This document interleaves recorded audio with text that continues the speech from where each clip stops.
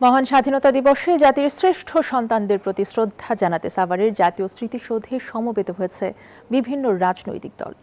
রাষ্ট্রীয় আচার আর নৈতিক দায়িত্ব থেকে স্বাধীনতা দিবসে বীর শহীদদের স্মরণ করলেন জামায়াত আমির এবং বিরোধী দলীয় নেতা ডাক্তার শফিকুর রহমান। শ্রদ্ধা নিবেদনের পাশাপাশি উঠে এসেছে ভিন্ন ভিন্ন রাজনৈতিক বক্তব্য এবং প্রত্যাশা। মহান স্বাধীনতা দিবসে জাতির শ্রেষ্ঠ সন্তানদের প্রতি গভীর শ্রদ্ধা জানাতে সাভারের জাতীয় স্মৃতিসৌধে ঢল নামে সর্বস্তরের মানুষের। রাষ্ট্রপতি ও প্রধানমন্ত্রীর শ্রদ্ধা নিবেদনের পর বিভিন্ন রাজনৈতিক দল, সামাজিক ও সাংস্কৃতিক সংগঠন একে একে শহীদদের প্রতি শ্রদ্ধা জানায়। রাষ্ট্রীয় আচারের অংশ হিসেবে ভোরেই বীর শহীদদের স্মৃতির উদ্দেশ্যে শ্রদ্ধা জানান জামায়াতে ইসলামীর ডাক্তার শফিকুর রহমানের নেতৃত্বে বিরোধী দলীয় নেতারা। স্বাধীনতা দিবসকে কেন্দ্র করে তারা নিজ নিজ অবস্থান ও প্রত্যাশার কথা তুলে ধরেন। সব মশার বিরুদ্ধে সুরক্ষা দিতে এলো বসুন্ধরা এক্সট্রিম অ্যারোসল। মশার বিরুদ্ধে এক্সট্রিম সুরক্ষা।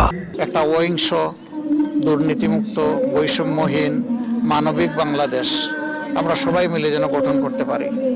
আপনাদের মাধ্যমে পুরো দেশবাসীকে আমরা স্বাধীনতা এবং জাতীয় দিবসের শুভেচ্ছা আবার জানাচ্ছি। ৭১-এর যেই আকাঙ্ক্ষা এবং ২৪-এর গণ অভ্যুত্থানের যে আকাঙ্ক্ষা, সেই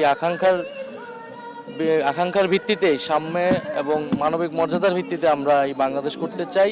এদিকে শ্রদ্ধা নিবেদন শেষে অতীতে যারাই জনরায়ের বিরুদ্ধে অবস্থান নিয়েছে তারাই ইতিহাসের পাতা থেকে হারিয়ে গেছে বলে মন্তব্য করেন ২৪-এর আন্দোলন থেকে উঠে আসা রাজনৈতিক দল এনসিপির নেতারা। জনরায় বাস্তবায়ন না করলে বাংলাদেশের যেই ৭০% জনগণ গণভোটে হ্যাঁ ভোটের পক্ষে ভোট দিয়েছে তারা কিন্তু রাস্তায় নামতেও দ্বিতীয়বার ভাববে না। সুতরাং আপনারা জনগণের পক্ষে আসুন, যাতে আমরা সবাই মিলে একসাথে সুন্দর বাংলাদেশ গড়তে পারি।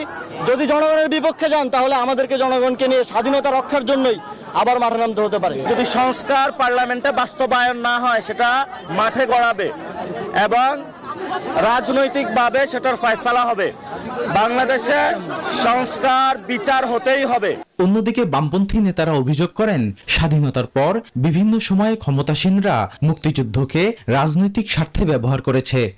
৫৫ বছরে স্বাধীনতার যে প্রাপ্তি সেটি নিয়ে খুব সন্তুষ্ট হওয়ার সুযোগ নেই। তরুণ প্রজন্মকে নানাভাবে মুক্তিযুদ্ধ সম্পর্কে বিভ্রান্ত করা হয়েছে। অন্ন, বস্ত্র, চিকিৎসা, স্বাস্থ্য মুক্তি পাবে এতদিন পরও আমরা সেটা অর্জন করতে পারি নাই। এ সময় স্বাধীনতার পূর্ণাঙ্গ রূপ দিতে হলে শুধু স্মৃতিচারণ নয়, প্রতিটি নাগরিকের জন্য ন্যায্যতা ও সমতার আদর্শ বাস্তবায়ন করতে হবে বলেও জানান তারা।